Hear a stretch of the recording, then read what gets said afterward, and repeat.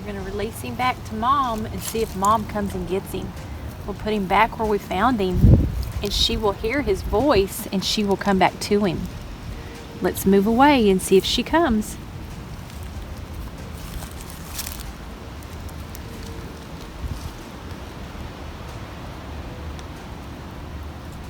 I hope you boys and girls enjoyed watching the squirrel eat. He eats every 2.5 hours during the day and night. I wished I had a book for you girls and boys so I could read it about a squirrel. I wonder if I can find a book. Ms. Duval for letting me borrow your squirrel book. You're welcome. I hope you enjoy it. Hi, kids. Thank you, Ms. Duval, for letting us borrow your book. That was so kind of her. The book is called Earl the Squirrel. Early one autumn morning, a mother gray squirrel sat talking with her young son, Earl. "It's high time you went out and learned how to find acorns on your own," she said. But Earl didn't know the first thing about finding acorns, so away he sailed to visit his friend Jill. "Good morning, Earl," Jill said. "Here is an acorn. I've saved it for you, Earl." Earl was pleased to have found such a big acorn so quickly. His mother would be happy. He twitched and twirled his tail, which was his way of saying thank you very much. "And here's a nutcracker to help you open it," added Jill. Earl scampered away, eager to show his mother what he had found. But when she saw him, she said, "Earl, come in here this instant. I want to speak to you." He's going in his little house.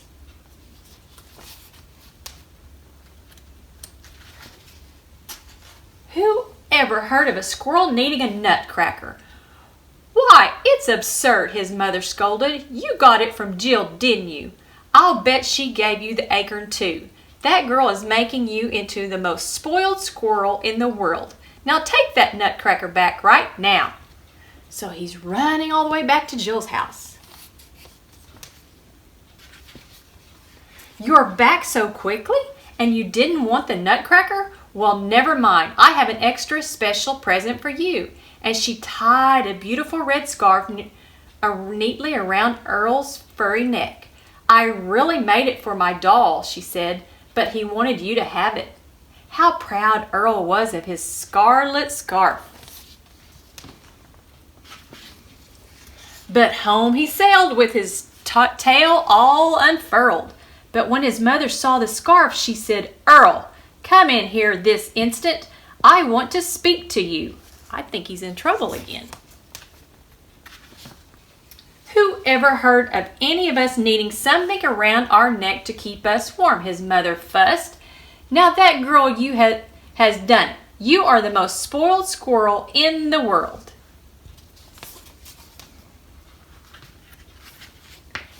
Earl knew his mother was right. That night after supper, he tied his scarf into the shape of a sack. While his mother slept, out he crept real quiet. Earl wanted to show her that he could find an acorn on his own. All night long, Earl searched in the bright moonlight under rocks, up in trees, and inside empty old holes without finding one single solitary acorn anywhere.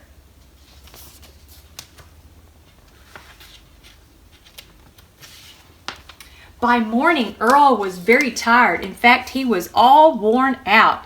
His ears were getting cold. He tied the scarf around his head. "That's better," he said to himself. He was getting so cold. "Maybe that's an old squirrel hole for me to sleep in," thought Earl. So he looked inside. But look who was inside. "Oh, excuse me," said Earl. "I didn't know you lived here." "Who did you think lived here?" hooted the great horned owl loudly. "And who ever saw a squirrel wearing a scarf?" "My friend Jill gave it to me," Earl said proudly. "By the way, could you tell me where I might find an acorn?" "An acorn?" hooted the great horned owl. "Why, certainly, there's a giant oak tree over there full of acorns, but I wouldn't go anywhere near it if I were a squirrel wearing a scarlet scarf." Conrad the bull would not like it one bit. You know what bulls do when they see red? They get awfully mad. But Earl didn't hear a word the owl had said about the bull because he was already halfway over to the tree. And look who's snoozing there so peacefully. Conrad the bull.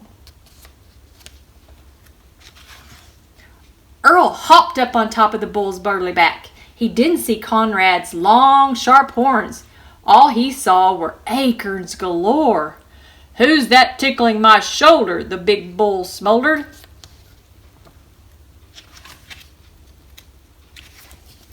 Earl didn't see Conrad's nose. All he saw was a great way to reach the acorns.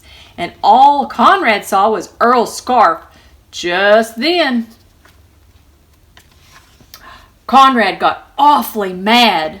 With one flying leap, Earl escaped into the tree, but his scarf had come untied. It slipped off his neck and it dropped. Quick as a flash, Earl reached down and snatched his scarf. "Don't you tear my beautiful present," he shouted.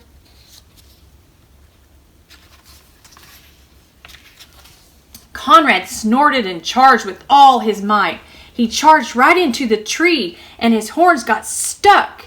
He pulled and yanked until he shook poor Earl out of the tree.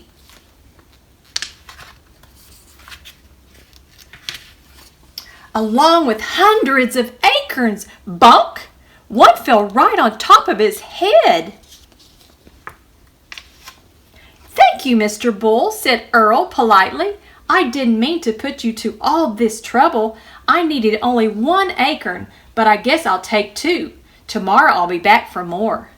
After tying 2 acorns in his scarf sack, Earl threw it over his shoulder and hurried back home as fast as he could scamper. Conrad grunted and growled until at last, with a powerful yank, he freed his horns from the tree. Down the hill he reeled, head over heels, hoofs, until he was out of sight. When Earl arrived home, he presented one of his acorns to his mother. She saw it and said, "Earl, come in here this instant. I want to speak to you." Once inside, his mother took a bite of her ripe acorn. My, this is the most delicious acorn I have ever tasted. How did you find it?" "Oh, my lucky scarf helped me," said Earl happily. After his mother finished her acorn, he went to pay Jill a visit. On the windowsill, sitting very still, was Jill's doll. After taking out the acorn, Earl tied his scarf around the doll's neck. "Here, sir, I don't need it any more." Then Earl gave his tail an extra twirl, and before he swept away, he left the acorn for Jill. The next night the moon was full, and Earl turned to the giant oak tree. Thanks to Conrad, there were plenty of acorns scattered on the ground for tomorrow.